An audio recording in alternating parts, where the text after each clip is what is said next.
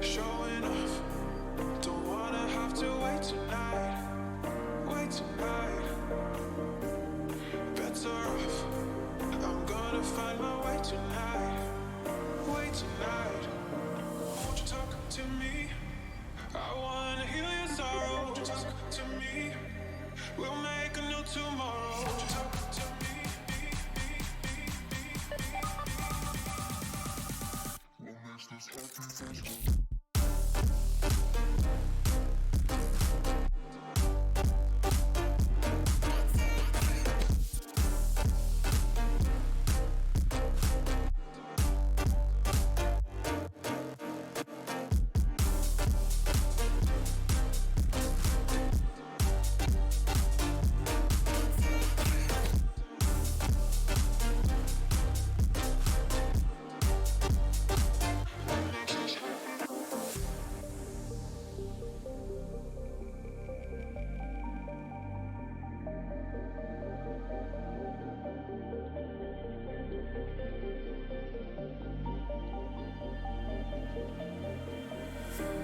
Showing off, don't wanna have to wait tonight.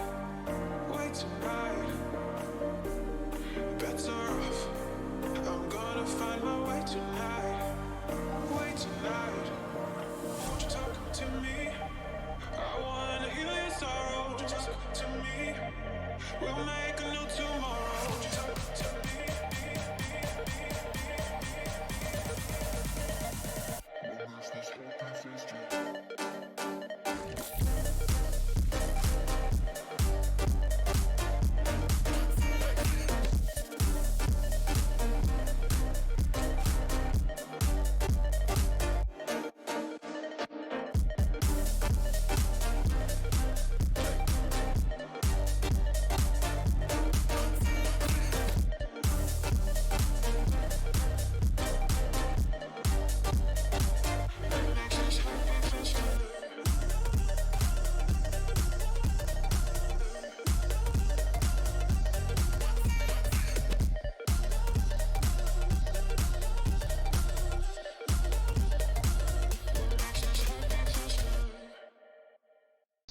Okay, good evening. How is everybody tonight? Are our captions working? Yes, they are. All right. Well, we are on to, I think, the ninth story. Yep, out of 16. So, starting into the second half of the book. All right, and this one is Swap Meet, the Jawa's Tale. So I don't see any reason to screw around. We're just going to jump right into it.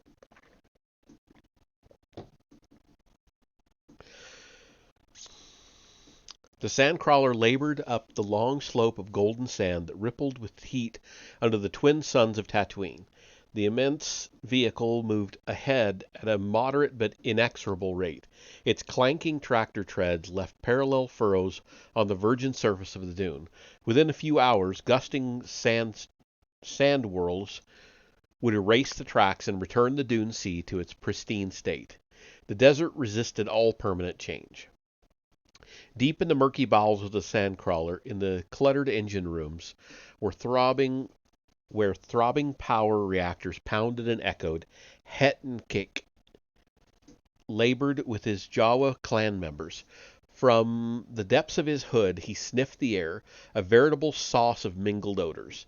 The engines smelled as if they were getting old again, lubricant spoiling, durasteel cogs wearing away. Humans and many other sentient creatures loathed the way Jawas smelled, detecting only a stink that made them turn up their noses. But Jawas derived an incredible amount of information from such smells. The health of their companions, when and what they had last eaten, their identity, maturity, status of arousal, excitement, or boredom. Hettenkink chittered his concern. At any other time, the Jawas would have rushed to avert any potential breakdown, at least until they had unloaded their wares on a hapless customer. But today the Jawas paid him little heed, too preoccupied with the impending swap meet, the annual gathering of all clans. They pushed the engine to its maximum capacity as the sandcrawler toiled across the Dune Sea to the traditional meeting place of the Jawa people. Hetnikik shook his head, his bright yellow eyes glowing in the dim shadows of his hood. The other Jawas would know he was annoyed and impatient from his scent. Hetnikik had odd ideas for a Jawa, and he told them to any who would listen. He enjoyed watching his clan brothers scurry around, confused at the thoughts he placed in their heads, thoughts that perhaps the Jawas could do more than run and hide from persecution by the Sand People, by the human moisture farmers, or worst of all by the Imperial stormtroopers, who had decided that helpless Jawa forts made good practice targets for desert assaults. He wondered if someone else among all the Jawas had realized that Jawas were only weak because they chose to be weak. None of his people wanted to listen. Hetnikik turned back to the engines, tearing open an access panel and adjusting the delicate electronics. He found it amazing that the Jawas could use all their skill and imagination in a desperate fight to keep this ancient machine running, yet they would do nothing to protect themselves or their property if some antagonist tried to take it. With the sound of a grating alarm signal, the Jawas in the engine room squealed with delight. Cinching tight their pungent brown robe, Hetnikik scurried across the scurried after the others as they rushed for the lift platforms to the bridge observation deck. The old elevators groaned, overloaded with jabbering creatures. At the pinnacle of the great trapezoidal sandcrawler, 15 Jawa crew members clustered around the long, high, transparent steel window, standing on inverted spare parts boxes to see. All during Tatooine's long double day, Jawa's lookouts stood atop makeshift stools, gazing out upon the baked sands, looking for any scrap of metal or signs of Sand People or Imperial stormtroopers or hostile smugglers. Upon glimpsing any potential threat, the pilot would swerve in a different direction and increase speed, locking down blast doors and shuddering with fear, hoping that the adversary would not pursue them. Hetnikik had never heard of even a Kryat dragon striking something as big as a Jawa sandcrawler, but that did not stop the Jawas from living in terror. Now the other small hooded forms looked down upon the broad, bowl-shaped valley among the dunes. Hetnikik elbowed his way to one of the overturned metal boxes so he could step up and look out across the gathering place. Though this was his third season as an adult on the scavenger hunts, Hetnikik still found the swap meet site breathtaking. He stared across the dazzling sand as the twin suns shone down on a swarm of sandcrawlers like a herd of metallic beasts gathered in a circle.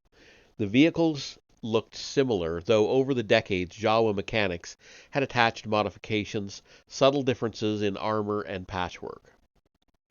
Originally, the sandcrawlers had been huge ore haulers brought to Tatooine by hopeful human miners who had expected to make a fortune exploiting the baked wastelands, but the mineral content of Tatooine's desert was as bleak and unappealing as the landscape itself.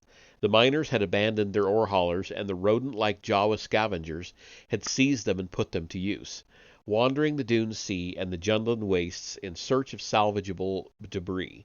After more than a century, the sandcrawler hulls had been oxidized to a dull brown and pitted by the abrasive desert winds. Their sandcrawler had arrived late, as Hetnikik had feared. 2 days ago, the pilot had taken them deep into a box-end offshoot of Beggar's Canyon, where the metal detectors had found a slight trace of something that might have been the framework of a crashed fighter's hull, but instead they had found only a few girders rusted away to flakes of powder. The oxidized debris was worthless, but before the Jawas could leave the narrow canyon, an early-season sand whirl had whipped up, trapping them in a blinding cyclone of sand and wind. Strapped to the walls of their living cubicles, The Jawas had waited for the storm to blow over, and then used the powerful engines to plow through the drifted sand. Though they had arrived at the swap meet late, there still seemed to be a bustling business. Far below, other Jawas scurried about like insects, setting up the bazaar. Hetnikik hoped he could still find something worthwhile to trade. Standing on their metal stools, the pilot and the chief lookout called across to each other, discussing the final sandcrawler count. Hetnikik calculated quickly with his darting yellow eyes and saw that they were not the last to arrive. One of the other vehicles was missing. Some of the Jawas around them speculated on what misfortune might have overtaken their brethren, while others consoled themselves by pointing out that even if the goods had already been picked over, they would have a new batch to inspect when the final vehicle arrived. As the pilot guided the sandcrawler over the lip of the dunes in a switchback path down into the flat meeting area, the Jawas scurried back to their living cubicles to prep their own wares. His body wiry beneath the heavy robes, Hetnikik had no difficulty scrambling down 15 decks to reach the stuffy cubicles. Hetnikik slept in an empty, upright shipping pod, rectangular and scarred with corrosion, barely large enough to step inside and turn around. During sleeping cycles, he buckled himself to the wall and relaxed against the belt restraints, where he could stare at his prized possessions stashed in pockets, magnetic drawers, and field jars. Now he grabbed the accumulated credit chips and barter notes he had earned during their great scavenger hunt and darted toward the main egress doors. Faced with the magnitude of the great bazaar, the Jawas worked together as an efficient team. They had set up their merchandise dozens of times during their half-year trek, stopping at every moisture farmer's residence, every smuggler's den, even Jabba the Hutt's palace. Jawas didn't care where they sold their wares. Down in the bowels of the sandcrawler, Hetnikik scurried among the merchandise, tweaking the barely functional droids and servo apparatus. Jawas had an instinctive feel for machinery and electronics, knowing how to get a piece of equipment functioning just well enough to sell it. Let the buyer beware. The deserts of Tatooine were a veritable graveyard of junk. The harsh planet had been the site of many galactic battles over the centuries, and the dry climate preserved all manner of debris from crashed ships and lost expeditions. Hetnikik loved to fix and recondition broken things, energized by his ability to bring wrecked machines back to life. He remembered when he and his clanmate and best friend Jeknikik had stumbled upon a crashed fighter. The small fighter had blown up, leaving only fragments, nothing even a Jawa could salvage. But digging deeper, they had found the burned and tangled components of a droid, an E-522 model assassin droid that had seemed hopelessly damaged, but he and Jeknikik vowed to fix it, secretly scrounging spare parts from the storehouse in the Jawa fortress. Their clan leader, Wimatika, had suspected the two young boys were up to something and watched them closely, but that only made them more determined to succeed. Hetnikik and his friend had spent months in a secret hideaway deep in the Badlands, piecing together tiny components and servo motors, adding new instruction sets. Finally, the assassin droid stood emasculated of murderous programming, purged of all hunter-seeker weapons and all initiative to cause violence. The E-522 functioned perfectly, but is little more than an extremely powerful messenger droid. Het and Jeknikik had proudly displayed their triumph to Wimatika, who scolded the boys for such folly. No one would want to buy a reprogrammed assassin droid, he said, but Hetnikik could tell from the not quite controlled rush of scent that Wimatika had also admired the young Jawa's brashness. Never again had Hetnikik believed common wisdom about what Jawas could not do. He and Jeknikik had surprised themselves by selling the repaired assassin droid to the tusk-faced Lady Valerian, Jabba the Hutt's chief rival on Tatooine, a very risky trade that brought them even more scolding from Wimatika. Lady Valerian was a tough customer, and the one time she had felt cheated The only remains of the hapless Jawa traders were a few tattered brown cloaks found in the great pit of Carcoon, where the voracious Sarlacc waited to devour anything that came within reach. Hetnikik had no idea what had happened to their reprogrammed assassin droid, but since Lady Valerian had not come after them, he presumed the huge whiffed smuggler queen must have been satisfied. 2 years ago, Het and Hetnikik had been separated upon reaching their age of adulthood, sent out to do scavenger duty away from the Jawa fortress. In a few years, Sandcrawler crews would swap clan groupings and arrange marriages, but for the time being, Hetnikik saw his friend only during the annual swap meets. Now he had credit chips in his barter pouch, he had merchandise to trade, and he looked forward to seeing Hetnikik.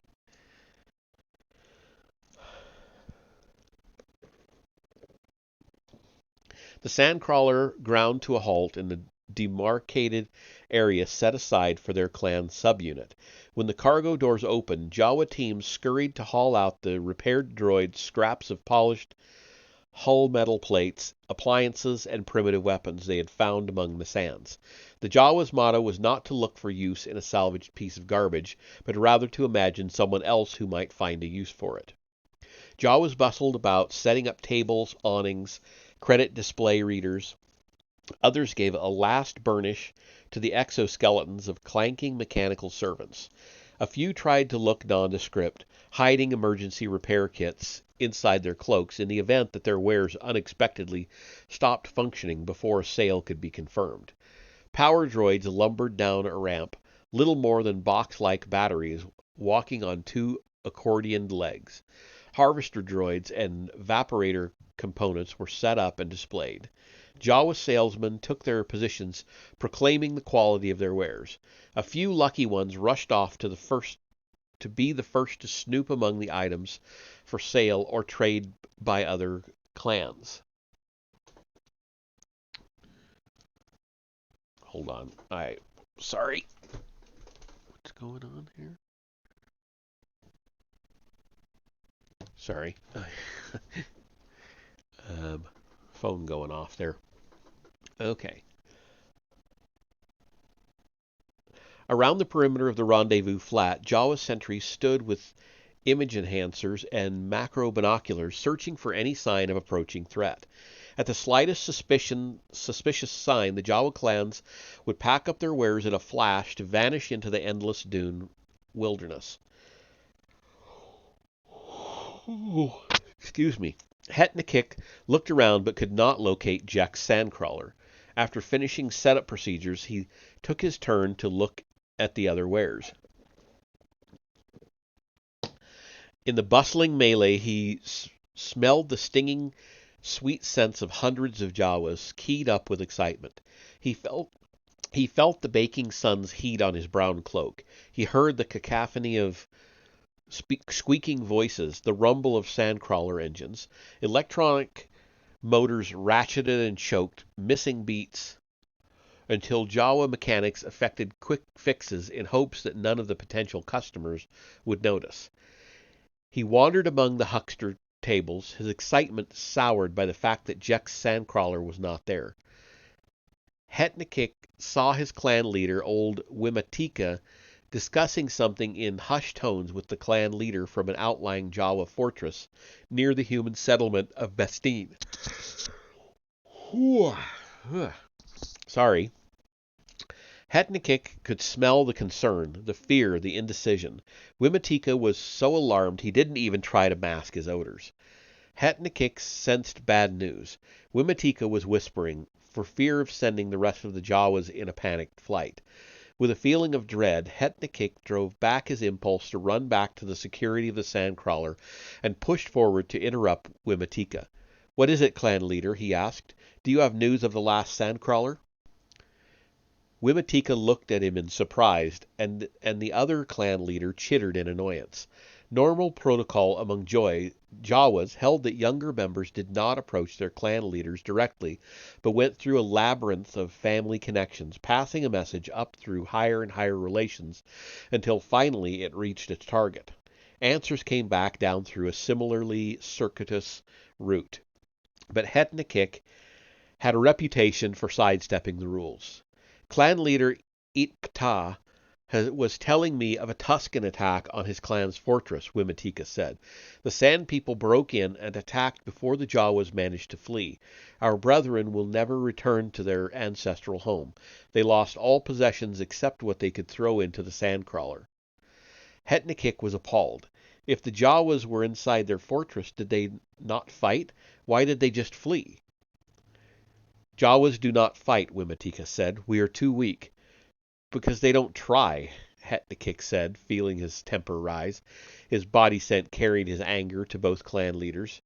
We would have been slaughtered, Itpata insisted. Jawas are too small, Wimitika said. Sand people are too warlike. The old clan leader turned to the other, dismissing Hetnikik. This young one has a reputation for speaking without thinking. We can only hope his wisdom will grow with age.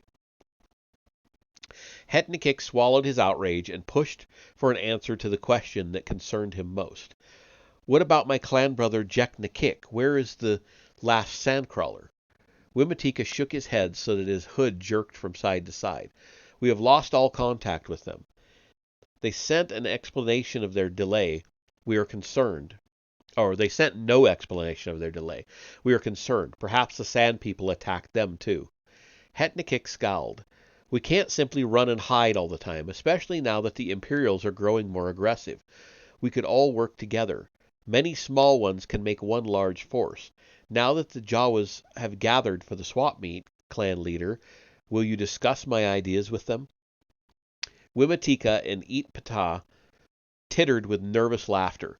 Wimitika said, Now you're sounding like one particular human moisture farmer I know. He wants Jawas and humans and Sand People to work together and draw maps separating our territories. Is that such a bad idea? Hetnikik asked. Wimitika shrugged. It is not the Jawa way. Hetnikik felt as if he were talking to a droid with its power pack removed. Nothing would ever change until the Jawas saw how things might be different, until someone set an example. He walked along between the tables, kicking up occasional billows of dust. The smell of roasted hubba-gourd made his mouth water. Looking up, he searched the rim of the dunes for any sign of Jeknikik's sandcrawler. As he passed a table from the Kakak clan, he heard a conspiratorial whisper, unlike the entreaties of other merchants. Hetnikik, the Kakak clan member said, clicking the hard consonants and sharpening his name. He turned and saw the other Jawa reach beneath his table to a private stash of wares. Are you Hetnikik? He repeated, of Wimitika's clan, the one who is always talking about empowering the Jawas, about making us fight? Hrar Kakak salutes you and offers an exchange of wares. Hetnikik felt a ribbon of cold inside him, like a long drink of rare water. I am Hetnikik, he said, letting suspicion curl through his body odor. It was good to let a salesman see healthy skepticism. The opportunity for exchange is always welcome, and the time for opportunity is always now. I have something for you, the tradesman said. Come closer. Hetnikik took a step to the table, and now he was honor-bound to listen to the sales pitch. The Kakak clansman looked around furtively and then hauled out a blaster rifle, scarred but magnificent.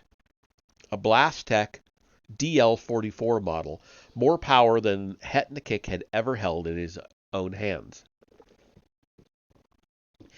He took a step backward in alarm and then forward in fascination. Jawas are forbidden such weapons, he said. I have heard rumors of such an imperial decree from Mos Eisley, but I have received no confirmation of it, the salesman said. We of the Kakak clan have been wandering the far fringes of the Dune Sea, and sometimes communications of such things take a long time. Hetnikik nodded in admiration of the smooth excuse. Does it function? Where did you get it? Never mind where I got it. Hetnikik felt ashamed for his breach of Jawa protocol. If I'm going to purchase this, he removed his pouch of barter credits, knowing instinctively that he had to have the weapon. He wanted it no matter what the consequences, and the salesman knew it too. I need to know if it works. Of course it functions, the salesman popped out the power pack. You'll see that the charge is on 3/4. Hetnikik saw that it was a standard power pack of the type that could be used in many sorts of equipment. Let me try it in that portable illuminator, he said, just to make sure. Both of them knew Hetnikik could not fire the blaster with all the other Jawas present. The Kakak salesman slipped the power pack into the portable illuminator and switched it on. A bright beam stabbed skywards toward the two suns. Satisfied? Hetnikik nodded. My resources are meager, though my admiration of your wares is great. The two haggled over price for an acceptable amount of time, though the price didn't change much. Hetnikik hurried away with only a few barter chips left to his name, but the proud owner of a highly illegal blaster hidden under his brown robes. For the first time in his life, he felt tall, very tall. He spent the rest of the swap meet looking for his comrade, Jeknikik, but the last sandcrawler never arrived. After the swap meet disbanded, the sandcrawlers toiled across the Dune Sea in different directions, laden with new treasures each clan had obtained through hard bargaining. After an hour of relentless jabbering, Hetnikik convinced the pilot to detour along the path Jeknikik's vehicle might have taken to see if they could discover what had befallen the missing Jawas. They headed toward the outlying moisture farms, among which his clanmates' group often traded. Hetnikik worked in the engine room, coaxing the faltering reactors to function for just a few more months until the storm season when the sandcrawlers would be parked next to Jawa fortresses in the Badlands. Wimatika's old mechanics would have to give the ion pumps and the reactors a full overhaul. Hetnikik's companions were much more focused on their tasks now that the swap meet was over. At about midday, the lookout sounded an alarm. He had seen smoke. Normally the sight of burning wreckage made Jawas ecstatic at the possibility of a salvage claim, but Hetnikik felt a deep foreboding. None of the others noticed the change in his scent. He left his post and took the lift platform to the bridge. In front of the wide viewport, he climbed on an overturned equipment box and stared. The smoke grew thick. His heart sank inside him as if he had just lost all his possessions in a bad trade. He recognized the oxidized brown metal of an old ore hauler's hull, the trapezoidal shape. The sandcrawler had been assaulted, blasted with heavy weapon fire, and destroyed. Hetnikik knew his friend and clan brother was dead. The lookout chittered in terror, expressing his fear that whatever had struck the sandcrawler might still be around to attack them. But the pilot, seeing the enormous wealth of unclaimed salvage, overcame his uneasiness. He used the comm unit to transmit a message to Wimatika's fortress, establishing his salvage rights. Greasy tatters of smoke curled up in the air as the sandcrawler descended toward the destroyed vehicle. Hetnikik felt a resurgence of anger bubbling within him. He recalled how stormtroopers had assaulted Jawa fortresses for practice. He thought of Itpata's settlement raided by the Sand People. Yet again, someone bigger had attacked helpless Jawas, perhaps out of spite or for sport or for no reason at all. The only thing Jawas ever did was take their beatings, flee, and accept their helplessness. Nothing would ever change until somebody showed them another way. He thought of the blaster he had purchased at the swap meet. The pilot brought the sandcrawler to a halt, facing the best escape route if attackers reappeared. The hull doors clanked open, and the Jawas scrambled out, ducking low for cover, but eager to dash toward the treasure trove of scrap. The pilot scrambled forward to apply a claim beacon to the ruined sandcrawler, warning away other scavengers. Jawas swarmed into the half-open door of the wreck, scurrying to see what treasures had been left undamaged. Several Jawas squealed as they realized they were not alone by the damaged sandcrawler. A bearded old man in worn but flowing robes stood off in the shade beside two droids that he seemed to have claimed for himself. He had built a small crackling pyre. Hetnikik sniffed, smelled burning flesh. The old man had already begun the ritual disposal of Jawa carcasses in the purging flames. The human raised his hands in a placating gesture. Some of Hetnikik's cousins speculated that the old human had killed the other Jawas, but Hetnikik saw this was obviously absurd. A protocol droid walked stiffly beside the old man. Its gold plating was a bit scratched, and it had a dent in the top of its head. But all in all, the droid seemed to be in good functioning order. The other droid, a barrel-shaped model, hung back and bleeped in alarm at seeing the Jawas. Hetnikik automatically began to assess how much he could get in trade for the droids. The protocol droid said, "I offer my services as an interpreter, sir. I am fluent in over 6 million forms of communication." The old man looked calmly at the droid and made a dismissive gesture. "Your services won't be needed. I've lived in these deserts far too long not to understand a little of the Jawa's speech." "Greetings," the old man said in clear Jawa words. "May you trade well, though I sorrow for your tragedy here today." 3 Jawas bent close to the rock-strewn ground and spotted bantha tracks. They set up a wail of panic, suddenly convinced that the Sand People had declared an all-out war. But something did not seem right to Hetnikik. He looked at the tracks, at the crude weapons fire that had struck the most crucial spots on the enormous ore hauler. He sniffed the air, sorting through layers of scent, from molten and hardened metal to the burning stench of bodies, to the heated sand. He detected an undertone of plasteel armor, fresh lubricants, a mechanized attack, but he could find none of the musty smells of the Tusken Raiders or the dusty, peppery scent of their banthas. Hetnikik pointed this out, and the other Jawas snapped at him, impatient as usual, with his contradictory views. But the old man spoke up for him. "Your little brother is right. This was an Imperial attack, not a strike by the Sand People." The others chittered in disbelief, but the old man continued.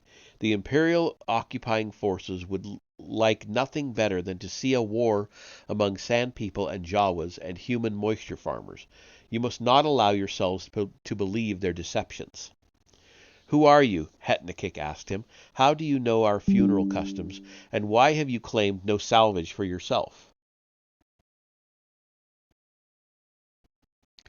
The old man said, "I know of your customs because I try to understand the other people who share my desert home. I know the Jawas believe that all their possessions are forfeit to the clan at death, but your bodies are borrowed from the womb of the sands, and their elements must return to pay the debt you owe for your temporary life."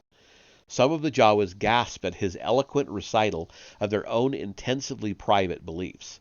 "If you understand us so well," Hetnikik said brashly, "then you know that no Jawa would ever strike back at a Tusken Raider, even for such a blatant assault as this. The Jawas are all cowards. Nothing will make them fight." The old man smiled indulgently, and his pale blue eyes seemed to bore through Hetnikik's robe. Seeing deep into the hooded shadow of his face, "Perhaps a coward is only a fighter who has not yet been pushed far enough, or one who has not been shown the way." "General Kenobi," the golden droid interrupted, "Master Luke has been gone far too long. He should have had ample time to get to his home and back by now." The old man turned to the Jawas. "Your salvage claim is safe here, but you must warn the others of the tricks of the Imperials are playing. The garrison in Mos Eisley has just been reinforced with many more stormtroopers. They are searching for something they will not find." The 2 droids stood huddled together. "But the prefect and the Imperial governor will continue to foster turmoil between the Jawas and the Tusken Raiders." Then the human turned and looked directly at Hetnikik. "The Jawas are not powerless, if they do not wish to be." Hetnikik felt a lance of fear and realization strike through him. A memory returned to him like a stun bolt. He recalled with the vividness of a double desert sunset a time, less than a year before his coming of age, when he had scanned a crashed T-16 speeder out in the rocky twists of an unnamed canyon. Wanting to claim the salvage for himself, Hetnikik had not asked for Jawa assistance, not even from Jeknikik. When he found the ruined vehicle, he spotted a young human male sprawled dead on the rocks, thrown there by the crash. Apparently, the T-16's repulsor lifts had been unable to counteract a sudden thermal updraft. The land speeder had crashed and skidded, leaving a knotted tongue of smoke in the otherwise empty air. Hetnikik had pawed at the mangled controls, ignoring the broken body that had already begun to attract moisture-seeking insects from crevices in the rocks. He had suddenly looked up to discover 6 young and vicious Tusken Raiders, their faces swaddled with rags, hissing through breather filters.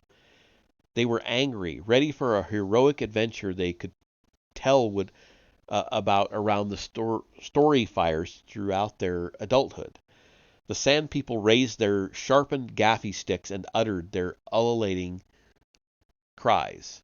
Hetnikik knew he was about to die. He could not possibly fight even one of the Sand People. He was unarmed. He was alone. He was small and defenseless, a weak, cowardly Jawa.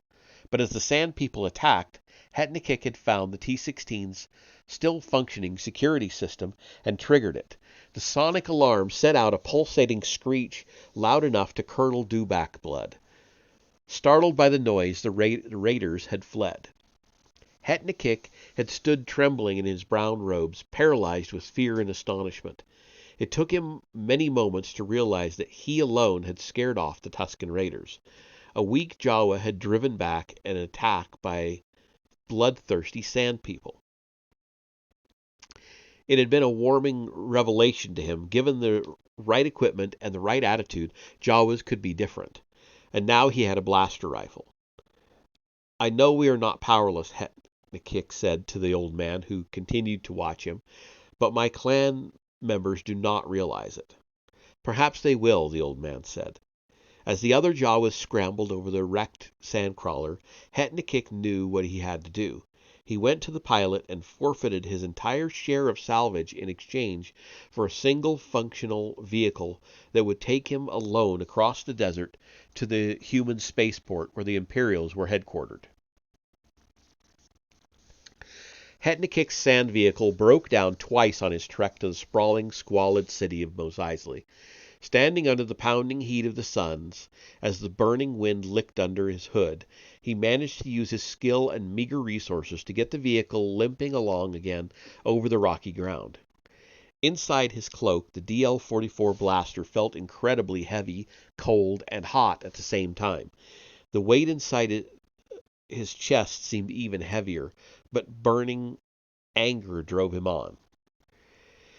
On the dust-whipped streets of Mos Eisley, Hetnikik kept the sand vehicle functioning until he spotted another Jawa, a member of a distant clan who had been in town for some time, and offered the used-up vehicle for sale. Though he drove a poor bargain, Hetnikik did not expect to live long enough to spend the credits, but his nature forbade him giving anything away.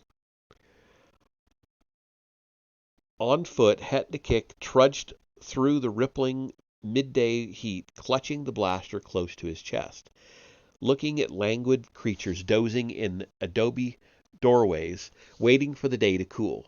The streets were nearly deserted. He walked and walked, feeling his feet burn.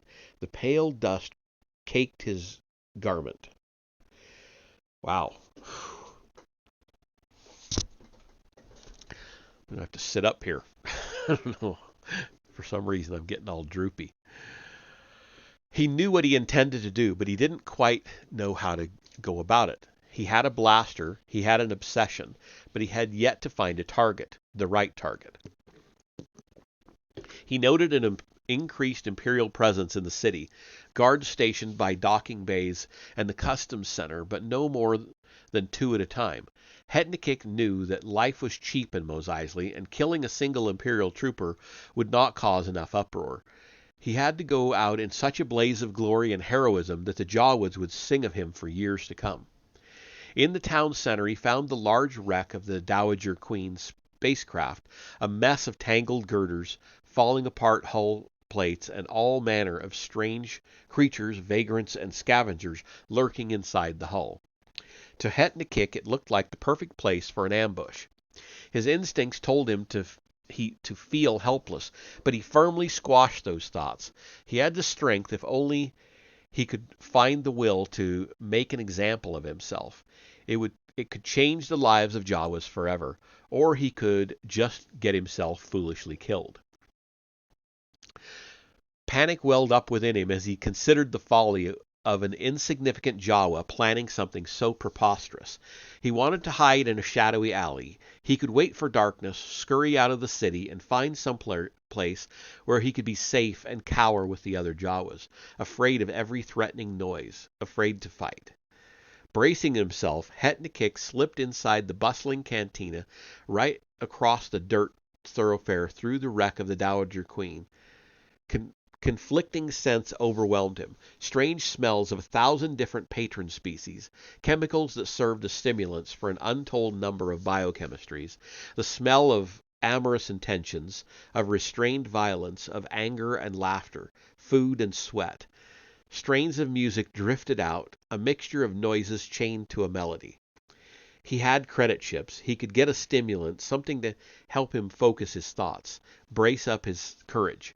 Hetnikik moved with quick steps down the stairs, hugging the shadows, trying not to be noticed. Deep inside the folds of his garment, he gripped the precious blaster. He placed a credit chit on the bar counter, straining to reach the high surface. He had to repeat his order 3 times before the harried human bartender understood what he wanted. Nursing his drink, Hetnikik hunched over a tiny private table, smelling rich volatile chemicals wafting from the surface of the liquid. The scent was just as intoxicating as the drink itself. He tried to plan, but no thoughts came to him. Should he resort to a spontaneous action, an angry gesture rather than a methodically orchestrated scenario? His plan required no finesse, merely a large number of targets and the element of surprise. He thought of the burning Jawa corpses at the wrecked sandcrawler and the old human hermit who had given him the courage.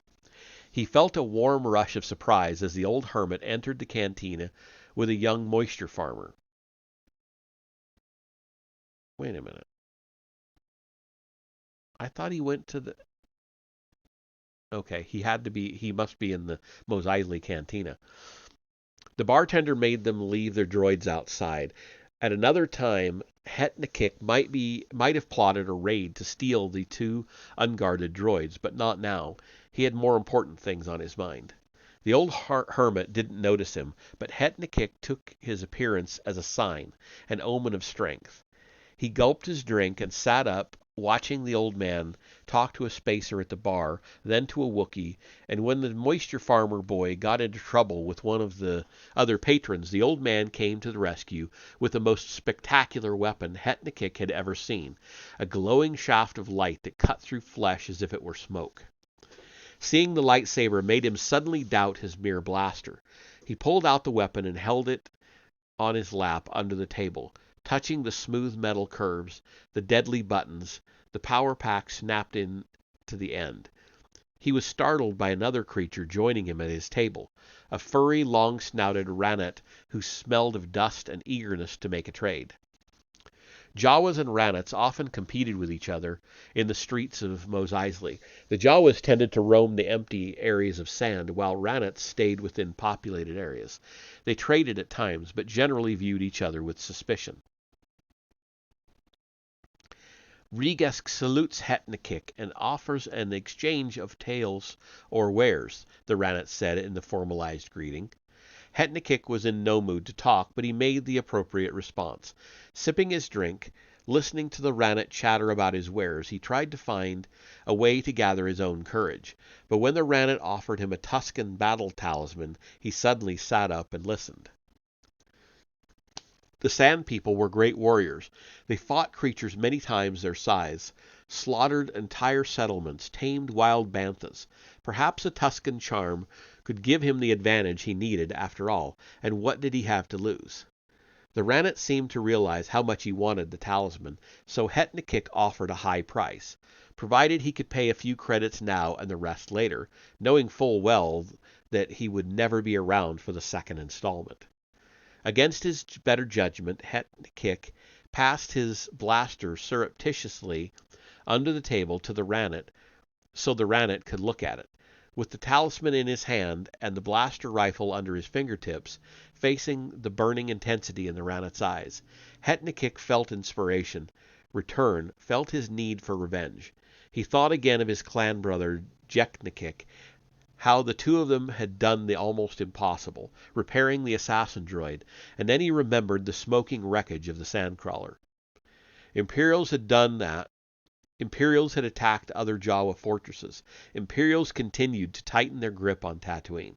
Perhaps his gesture would stir up not only the Jawas, but bring about a general revolution. Then the planet could be free again. That would be worth any sacrifice, would it not? A loud explosion and a sudden commotion across the cantina startled him. He wanted to duck under the table, but he whirled to see a human sitting in a booth, smoke curling up from a hole in the table in front of him, and a strong-smelling Rhodian lay slumped on the table. Hetnikik was paralyzed for a moment in terror, though the Ranat seemed amused at the Rhodian's death. Hetnikik stared as the human slowly got up, avoiding the dead bounty hunter and tossing a coin at the bar. Life was indeed cheap in Mos Eisley, but he wanted to sell his own for a high price. Other Jawas in the cantina scrambled to claim the corpse. At another time he too might have fought for his share of the remains, but he let his brothers take what they needed.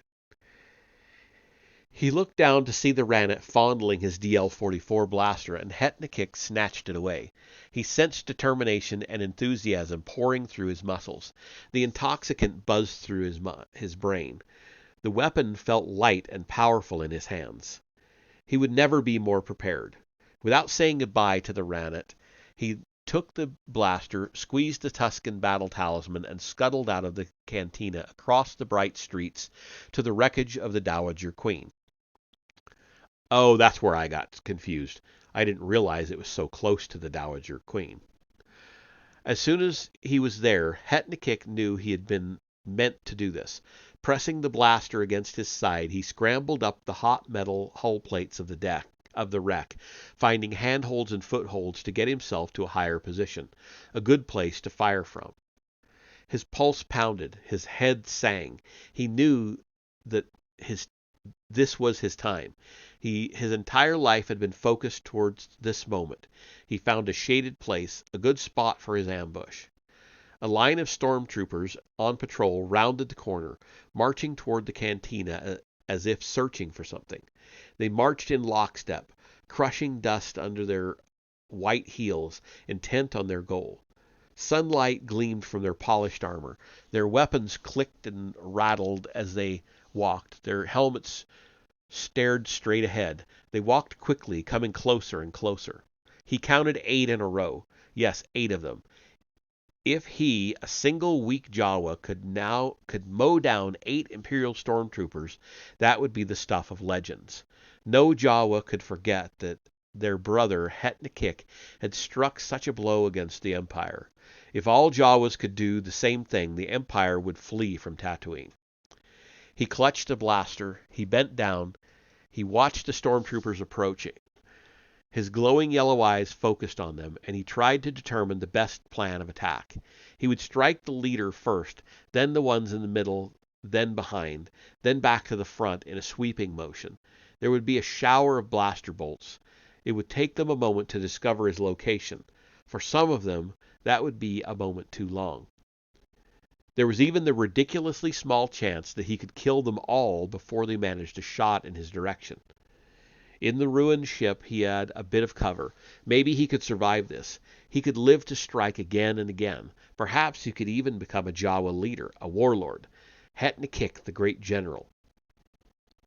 Stormtroopers stepped in front of the ship, looking toward the cantina, not even seeing him. Arrogant and confident, they ignored the Dowager Queen. Hetnikik gripped the blaster. His knees were ready to explode, spring-loaded, waiting until he could stand it a moment. Couldn't stand it a moment, an instant longer, and uttered a chittering ululation of rage and revenge in a conscious imitation of a Tusken cry. In his life's single moment of glory, so close to the end, Hetnikik leaped up and swung the blaster rifle at his targets. Before they could even turn in his direction, he squeezed the firing button again and again and again.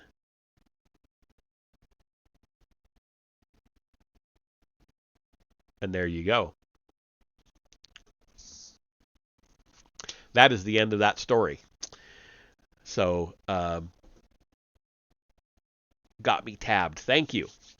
That was a couple of minutes ago. But yeah, thank you. That is the end of that story. So we'll leave that off there. And because I keep the readings separate from the gaming, I'll end the session and immediately start up a new session for a bit of gaming. I'm playing Hogwarts Legacy tonight, so I will do that. And